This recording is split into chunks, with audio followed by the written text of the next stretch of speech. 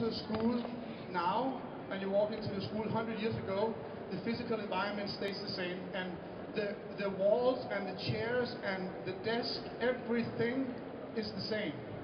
It's an idea where you can transmit knowledge from one person to another, from a teacher to a student. One of the points is that this is really, really difficult today, and there are many reasons for it. They also recommend, or they say that technology is the only way we can dramatically change and increase the access to knowledge. I believe that to be very true as well. How can we multiply the effect of best practice without the use of computers? Makes a lot of sense. They're also talking about what kind of technologies are out there. New hardware technologies, open source software, sophisticated playware, which is really some of the toys that we brought with us, some of the robotic products that you see around the fair. Those are, we call it playware. And of course, interactive courseware. They say technology expand experimental learning. So, what happened? From 1995, I guess this is where we really saw the personal computer kick in. The internet really got strong. You were able to communicate. A lot of things changed back in the 90s with the internet revolution, the information, or what you can say, information age. So what have we been doing? This is what we've been doing. This is technology and education from 1995 and until today. Even today, when you walk around the Didacta or Bed Show in London or anywhere in the world, when you walk to educational fairs and you talk about technology, this is what you get. This is broccoli with chocolate. It's not working. So, where are we heading? What are people envisioning? This is a piece of work from 2012 as well. It's made by the European Commission, funded by the Marie Curie Foundation, which is a research foundation in the European Union. A Scottish architectural firm, I don't know why they were in on it, and a Swedish think tank. So they try to project where we're going with this technology, and what I think is really interesting about this thing is that this is 2012, they're trying to imagine where are we in 10, 15, 20 years, and look at this. 2012, we were there for a long time ago. 2020, turn around, look at the mixed reality over there. Are we in 2020? No, we're not. So even people who are envisioning the exponential growth of technology and try to imagine where we're heading, they are not able to take into account how fast this is developing. It's developing faster than we could possibly imagine. So things that are projected for 2020, 2025, it's right behind you. They don't have an ecosystem to support it yet, but it's there, it's working. That's really interesting. I guess you already heard that 65% of jobs, the people who are in school today, in the Grundschule today, they'll be educating for a labor market that doesn't exist. They're probably going to solve a problem that also does not exist yet, and they're going to solve it with technology that hasn't been invented. So what do we teach them? Yes, we teach them to read, we teach them to write, but what do we teach them in order to be active citizens in modern society? This is the real question. I don't have the answer. Okay, some game theory. I hope you will be able to connect why I'm presenting you with game theory. So I'm just going to throw you out there, and I hope there will be water in the pool. There was a friend who told me yesterday, Magdi, you're going to drop from a 10 meter, and you're going to land in a pool, and there's going to be no water. So let's see if there's going to be water. I hope that you will be able to translate why I'm presenting you with this. Johan Huizinga, he's created a really big and monumental piece called Homo Ludens, the man, the player. It's really about how culture has the origin in play. This is a very interesting perspective, not only as a game designer, but also as an educator. Think about it. Think about how play determines the way we negotiate with each other, the way we investigate our surroundings. Play is serious. Play is, has a lot of things to say in learning. His biggest contribution is something that we call the magic circle. So, what is the magic circle? Well, the magic circle is something we play. So, we are playing a game. Let's do this. This is a game. We're inventing it as we go. We have a confrontation with each other. There are rules, but those rules are negotiated. Take a game like Ludo. Do you know Ludo? What is Ludo called in German? What is this game where you have the small tokens, then you run around and then you go home? What's this called? Mensch, ärgere dich nicht. Okay, can you help me? Mensch. Come on, guys. Mensch, ärgere dich nicht. Okay, so this game is called Pachesi. It's invented 5,000 years ago in India, and has been iterated and has been developed through culture. It's very simple. So the most irritating the most irritating thing that can happen in this game, what is this? Yeah, to get hit. Okay, so somebody will hit you and you go home. But what is the most interesting thing? What's the best thing that can happen? Is to do it. So this is the magic circle. It's really a negotiated, social, constructed space. This is the real world though. So I kick a football, that is real. But when we say goal, that's not real. That is a construction. This is his contribution. The next thing that happens is a French sociologist called Roger Canoir. He writes a book called Man Playing Games. The reason why I brought it here is because he differentiates a continuum on which I think pedagogicals on one side, or pedagogy on one side, reform pedagogy, let's say, play, free play, and on the other side, what we could say, didactics. So on one side, you have something called paideia, which is really, the free play. And on the other side, you have ludus, which is calculated, it's rule-based, it's applicable, it's systematic. Those two things is not, it's not a box. This is a continuum. You know this. You know this as teachers. You know it as educators. So, what's the point? I guess the point is that you have to find the balance. You have to find the balance between one thing and the other, not separate the two. After that, he argues that there are fundamentally 4 different mechanics, and this is where my thesis comes into the picture. He defines them as argon, alea, mimicry, and illing. So this is characteristics of games. Don't think about the game I told you about. Think about playing a game with your husband or wife. What are the games we play? I have a friend who's a lawyer. I said, so Anders, when you process in court, would you say that is a game? Yes, it's a game. Everything we do are games.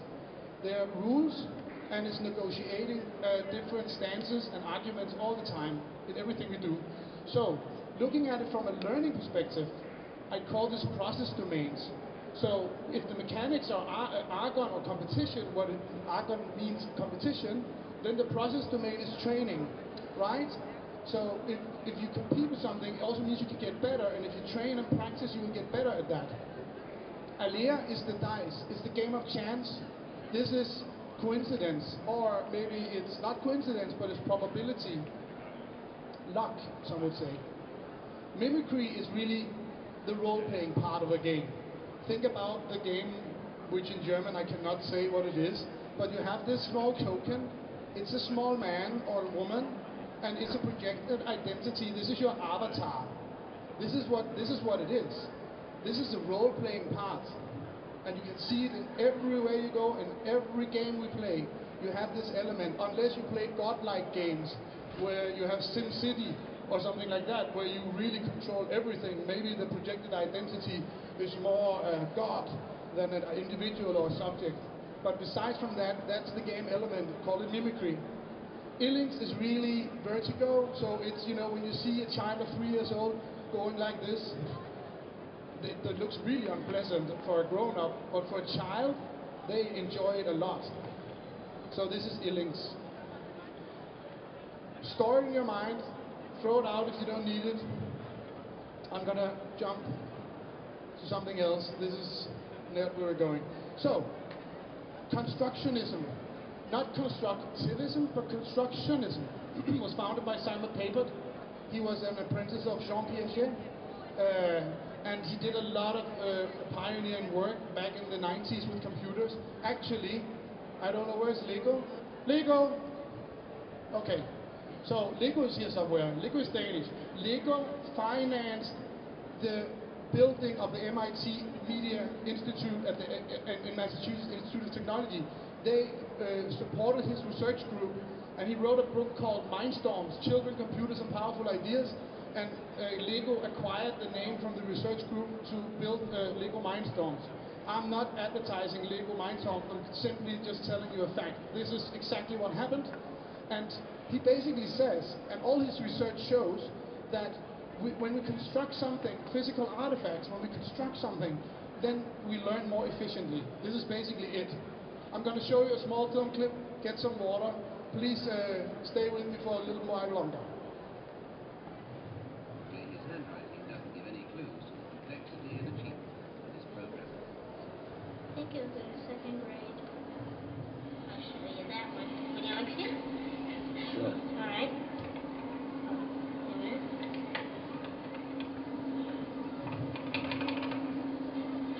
Light bursts out onto the screen and then goes back in. We call that a home.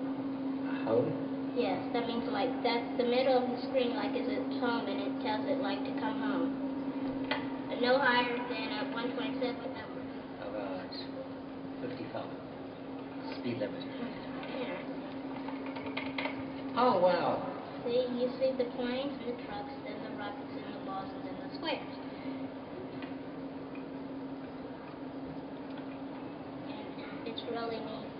Objects whizzing around the screen give this generation of children experience never before available. Children learn by experience of the world around them. That was the message of the Swiss educationist Jean Piaget. And hearing it, schools brought everyday objects into the classroom, creating a revolution in the education of young children. Crayon, glue, cardboard, blocks. These are the standard building materials from which children build their minds. Papert worked with Piaget and realized that the computer should come in along with the mud pies. Whereas what we really have to think about is what produces involvement, engagement, what grabs the individual. And so it's much more related to love than to logic. It's much more related to sex than to abstraction. It's much more related to how you see yourself as fitting into the social and cultural fabric, including how you see television. Is it something that's being done to you or something that you want to appropriate?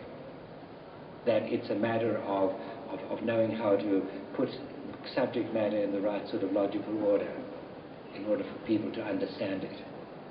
Education has very little to do with explanation. It has to do with engagement, with falling in love with the material.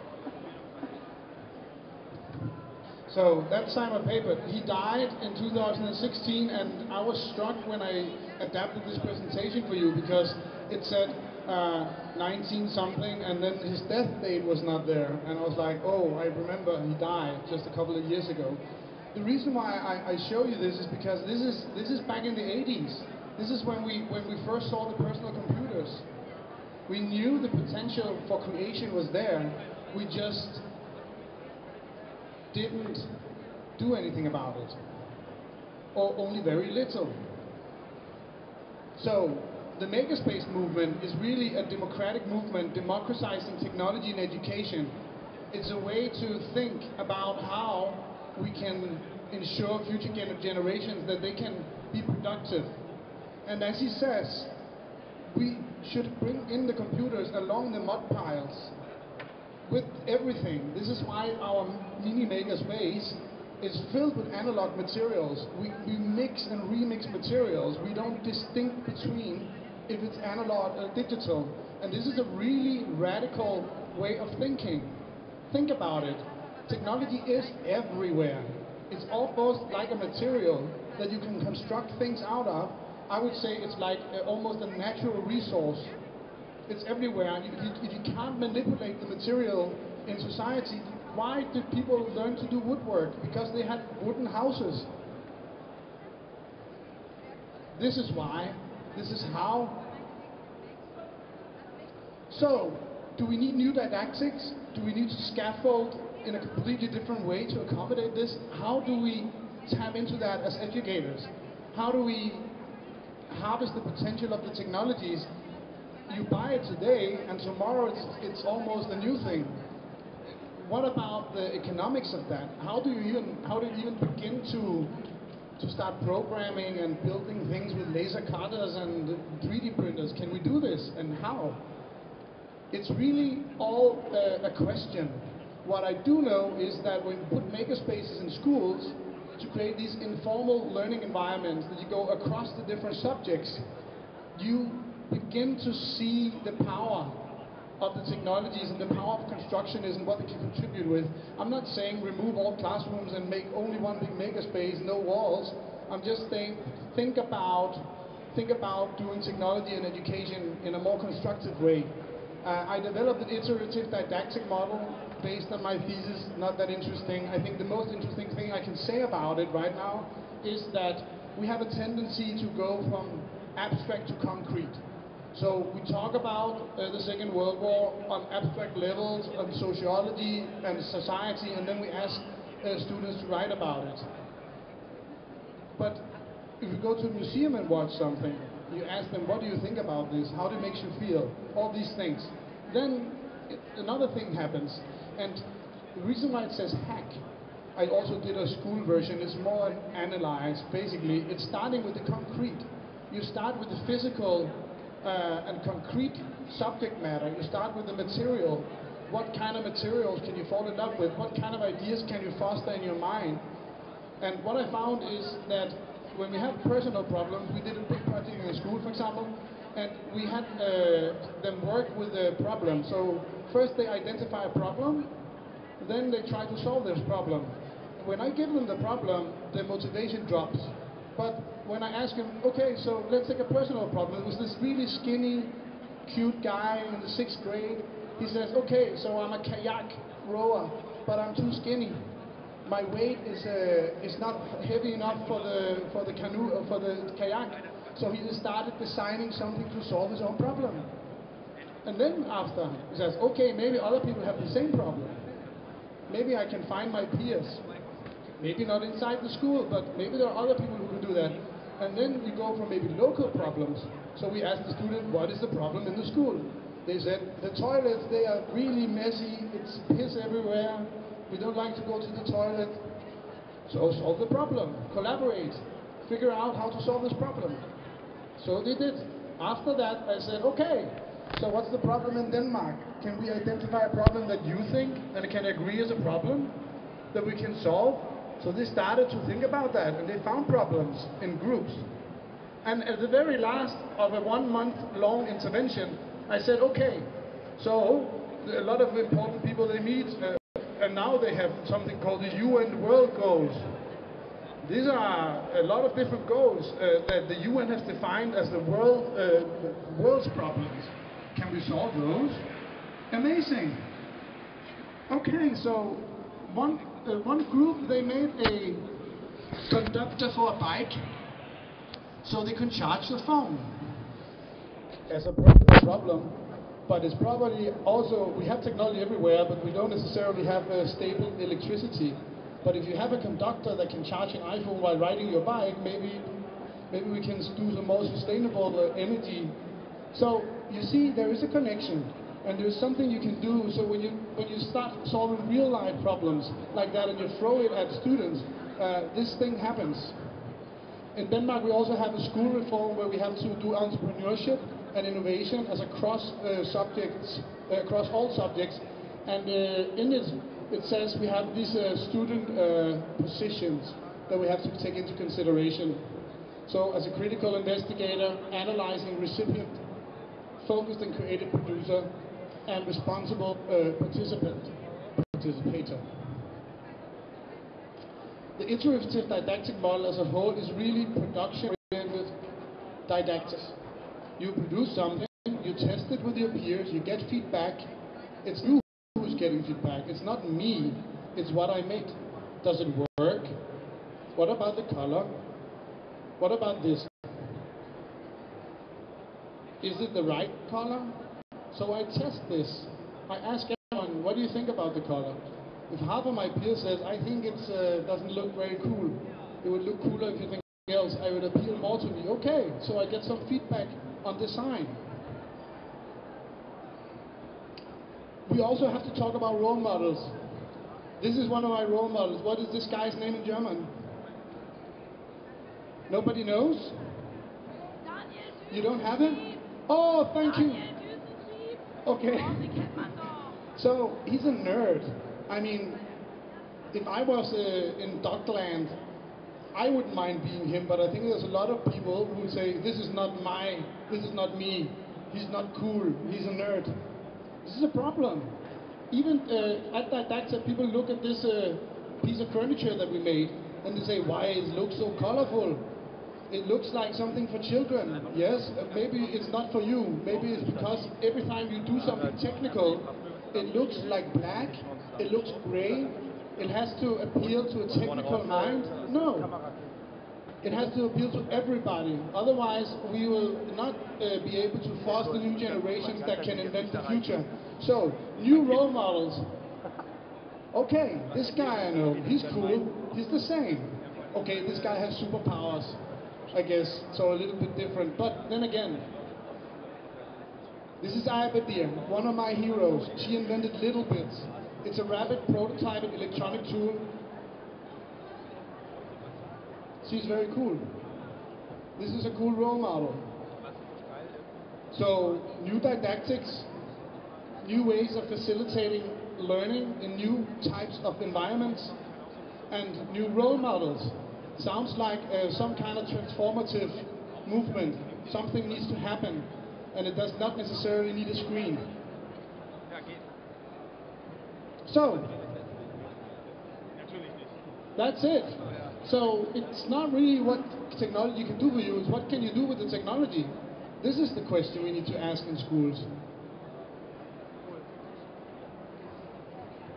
If we do that, I'm sure we'll be okay. If we don't, we have to work until we're 135 because nobody's going to be able to pay our pensions. We're not going to be able to grow the economy. We're not going to be able to take charge of our own societies. We need to be inventing the future inside our schools.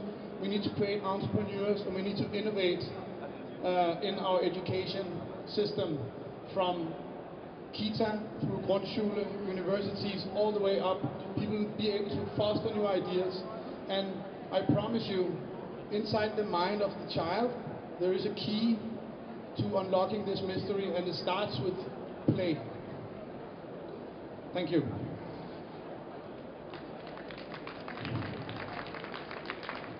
Now, I don't know if that was 35 minutes or how long, but we are building over here. We will stay here for as long as people want to talk to us. I think we're trying to build a rocket. I see the kids are already working with it. There'll be plenty of people to talk to about the stuff, and you should try. Just put, for me, one screw inside this cardboard. If you leave without put one screw, I will be very sad. Thank you very much.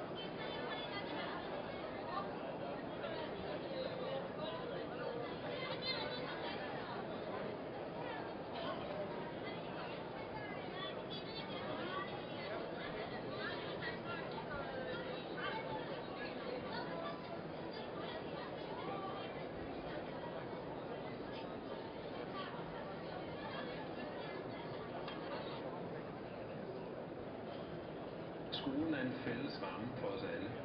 Et sted, som alle os, der engang har gået i skole, har nogle bestemte minder fra.